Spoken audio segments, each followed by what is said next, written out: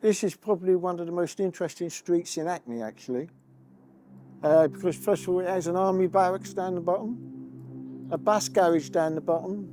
We've had a capture of some murderers. We've had illegal gambling dens, and we've had quite a lot of other events take place in the street itself. In the 1890s, there was a campaign to shut the pubs down. It was called the Vigilance Committee, and we had one of the organisers of it lived in 52, and the other organiser lived in what was the vicarage of St Mary's, which is now where Lovell House was. And of course it was a massive vicarage, right, because St Mary's Church, which we're going to look at, well we won't because it got bombed in the war, is quite an important church as far as churches in London is concerned, because it was built by John Cash. Well, he designed it, he didn't build it, of course. And so we're going to then look at a few pubs, which are not there, and we're going to talk a little bit about the history of the street and the surrounding areas. The real fact is that we seem to come across a lot of murders and murderers. So you have to excuse us on that point. But if you don't like murders, you best not come on the walk. So this killer only killed one person. So as we go along, we'll see some other killers who killed a lot more. We've also got, if you have a look through the gates there, one of the last pigeon races in the inner London area. My club, when I joined it in 1962, that must have been, the Kingsman had 66 members. The Dawson and Old Hackney had 40 members. Bracken Green had 42 members. Gismonds are the same. Now combine all three together, we're now down to 5 members. But they had 2,000 people in the back closing the pubs. And they set up these watchers. The watchers were to spy on the police. Because it seems as though the police used to sneak in the back of the pubs at closing time and have a few pints.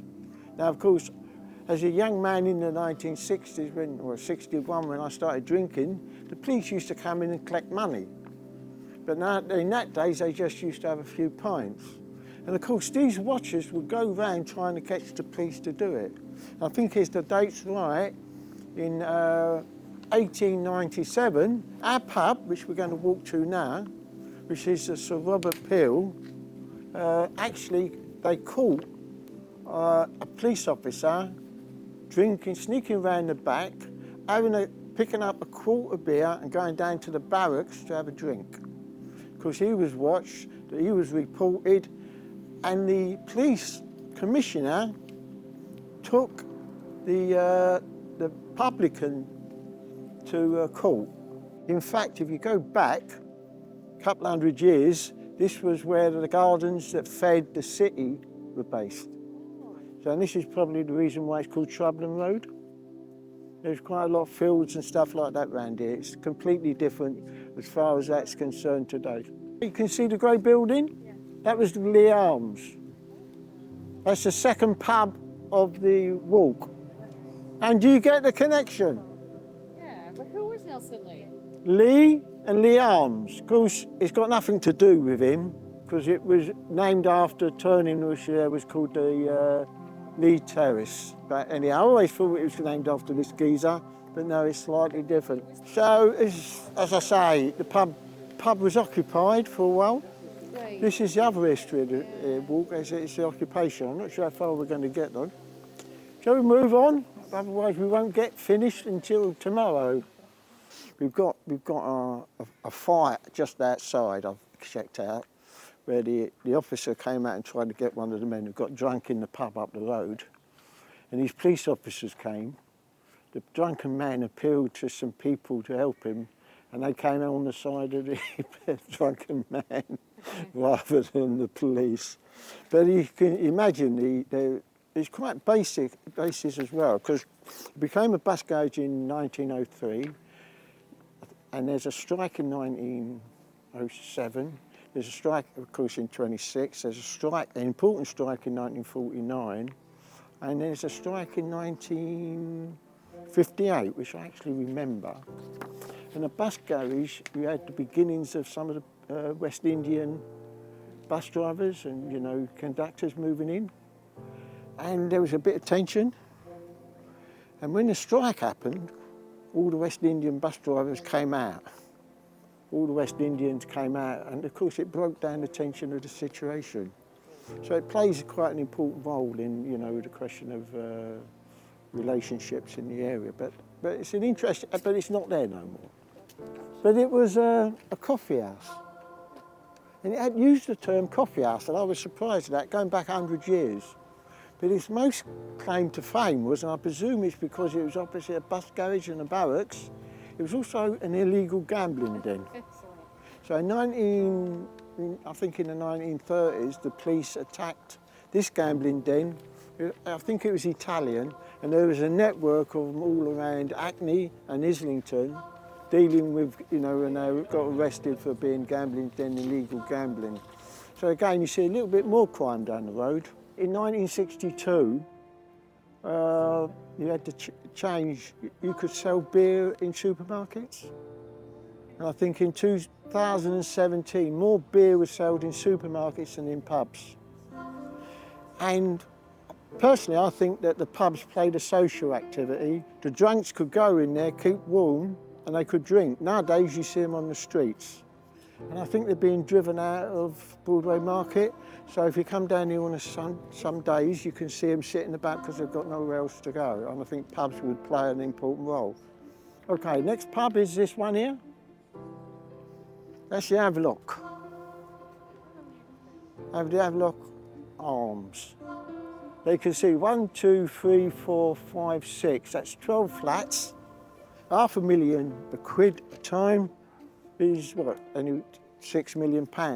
I was going to count the number of flats that have been put in and see how much it's worth, but this was the Havelock Arms. If you go down, we won't go down there, turn left, there's the Paget Arms. I always thought Paget was the one who wrote did the cartoons for Sherlock Holmes, but it's not named after him though. You know, I said to you the bloke wanted to close all the pubs down, yeah? Well, this is Mapledene. I think it's a posh area. At one stage it had 6 MPs living there, right? And there's very few pubs in the area, there's none. There's the Marion over there, the Duke of Richmond on the corner of Richmond Road and Queensbridge Road, and this one, the Albion, which is there. If you go along 2 turnings, turn left, at the top of the road, which is Mapledene Road, you come to terraced houses, and Tony Blair moved in there in 1980. You know who Tony Blair is? Any guesses? He stood for a councillor in this borough. This used to be called Queensbridge Ward. It's now called London Fields, but he stood as a councillor, and local people rejected him. So he goes up to Sedgemoor, becomes an MP for Sedgemoor because he couldn't get in here. So he lived here from 1980, the house cost £40,000 or £30,000, and he moved in 88 to Islington to a £30,000 house. And he actually became Prime Minister. Now, as we were talking about murders, some people accuse him, whether you believe it or not, that he killed 300,000 people. I don't think he did it by himself, or he was even there, but I think it's something. But this is the pub, the Albion, it's the one left. The sign has been taken down. We have spoken to the owner of the house, and he's promised us the sign will go back up again. He said it was loose and he's trying to have it done back up, which I think is a really good thing. His name, Jack the Hat. Yeah. Jack the Hat McVitie in the Regency Club. Remember the Regency Club? Anyhow, so that's the school, and it's the beginning of the Craigs, a little bit as far as the test is concerned. You've just got to walk up here. If we go down there a little bit further, which we're not going to do, we've got the Belgrove pub. And of course, if you have a look over here, you can see this building. That was the Brownlow Arms. And of course, there was a shooting of a police officer in the road. think it was in 2011. Really? We get a dead policeman at the end. Well, there's a couple of stories. The most famous, of course, is Jack the Hat McVitie, who in 1962 was betting shops. He put a lot of money on some horses, and so the story goes, I wasn't in the pub at the time, he lost, and he shot the pub up. Wow. You know, I don't suppose anything came of it, but anyhow, he shot the pub up. No deaths. Pardon? No deaths, he just shot round the pub with a gun. So he was a nice bloke. What happened to him at the end, I can't remember. Oh, he was murdered. But anyhow, so the other pub up there is the Duke of Cambridge, right, which is still open if you want to go for a drink later. And the other story I found out about this one, someone was arrested over there with some material. Okay, just material. The police took him into the Black Bull and he was went up court. And his sentence was death. Because it was, you know, the end of the 18th century, but he was commuted to be deported. I'm going to try and find out what happened to him, but I haven't been able to do so. But you can see, just for stealing some clothes and stuff like that, the sentence was death, how brutal the area, and why we needed the pubs. So what I'm saying is that you see in all the pubs, if you have a look at them, are closing 80s, 90s and 2000. So the bloke, 100 years later after his campaign, is being really successful. So you can imagine 1, 2, 3, 4, 5, 6, 7. We've only just done this little bit here. And of course we're now here. And what do you think was here? A pub. A pub called the Earl of Shetland, yeah? You can see what it looks like now. Before these flats were built, I don't know how many are here, but there's quite a few £1 million. It was a love hotel. I don't know what a love hotel is, but this is the Earl of Shetland. But you're thinking, how far do we have to go to the next pub, yeah? Yeah. Well, you have to cross the road, and that's the next pub. It's the Lord Clive. This one was demolished by a friendly Hitler who bombed it. Nobody was killed. The Craig twins were actually born here. I mean, obviously they haven't put a plaque up, but this is where two of the most, I suppose, notorious gangsters, more films made about than anybody else, actually comes from. I've checked it 3 times, this one, because I didn't believe they were born here. But they come originally from Oxford, the family, they move here and then they move into Bethnal Green over in Vigilance Road. So, and of course Charlie, the older brother, goes to school round the corner, which is also not there. So we've seen the Craigs. There was another pub, and that was called the Brewery Tap. I never drank in it because it closed in 1924. So that's why I never drank in it. Pat may have drunk in it. No? John, did you drink in the Brewery Tap? No. So you see, we've now walked from here to there, right? How far do you think the next pub is? End of the road. Come on, let's go. And there's a pub. Of course, it's not there now. This road ran across there and a pub down there as well. Huh. Right? So, what shall we do? Do we want to drink in this pub? How far is it to the next pub? That's the overdraft. Before that, it was called the Sussex, Duke of Sussex. It was quite a big pub, actually. So it took up this bit here. So you can see again, 1, 2, 3, half a dozen, 6, 7, 8 flats. That's another £7.5 million. Then anybody watch EastEnders? Yeah. What's the woman who's in the canal? In the EastEnders. She got chopped up. Oh, yeah. What was I hear about that. So her brother. her brother chopped her up, yeah. I just read about that recently. So she's floating about somewhere. I don't know if they found all the parts, but he chopped her up and dumped her in the canal, which is not a nice thing to do.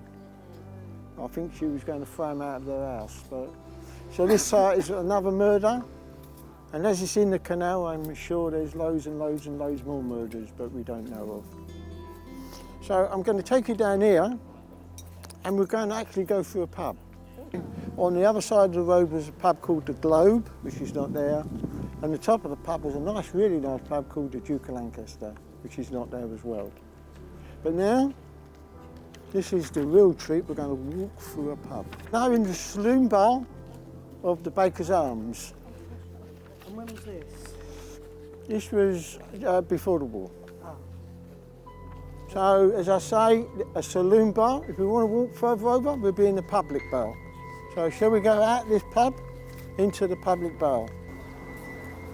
So we're going to walk down to the Acorn, which is, you're thinking, how far do I have to go? There's only 4 pubs up that way. 1 pub here. How far is the next pub? We have to go to the corner. If you'd have been here prior to the Second World War, that's St Mary's Church.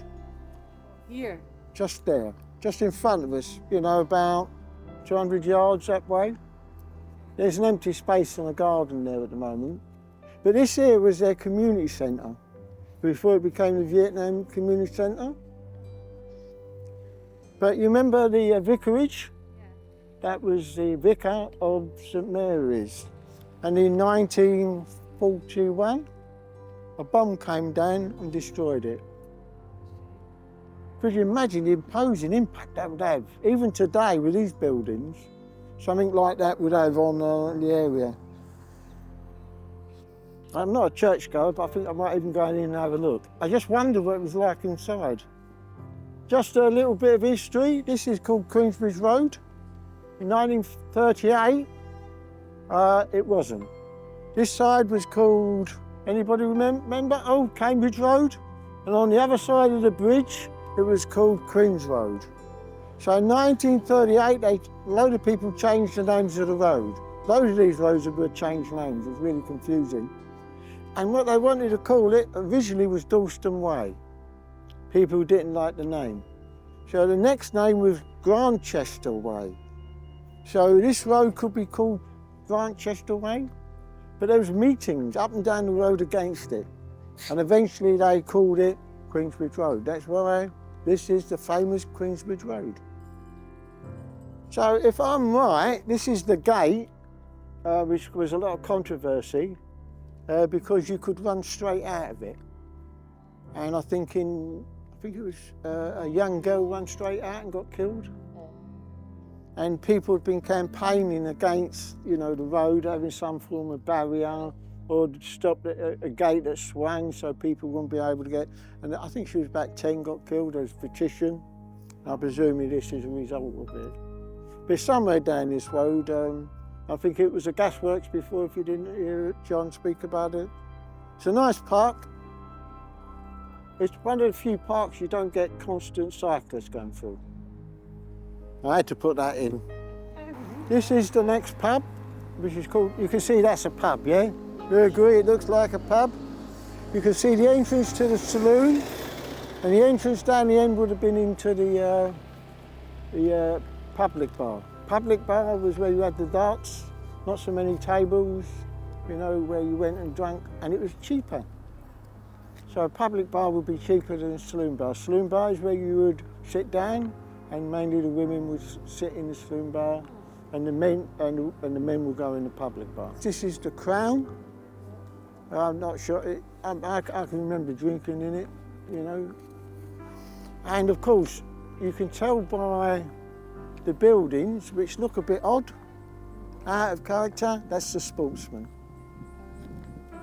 So if you got fed up with drinking there, you could just cross the road and go there.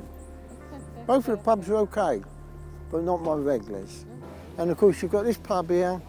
And if you walk to the end of Broadway Market, there was 5 pubs. We've got 3 open. These are red buses. Okay, first of all, I'd like to just point out, this is the last pub on the tour. Okay. Opposite us is a pub called The Sisters. I never drunk in that pub. It came down as they built that estate. Must have been down in the 70s, it was still there then. But the area is obviously most famous for the monument of where a police officer fell. His name was Lawrence Brown. He was very young, on his own, and he got shot, if I remember rightly. Got shot and left the daughter. I think his daughter was only 6 months old. Yeah. They still come here every now and again, Every year they come and lay flowers on the coffin. on the spot, in the last lot.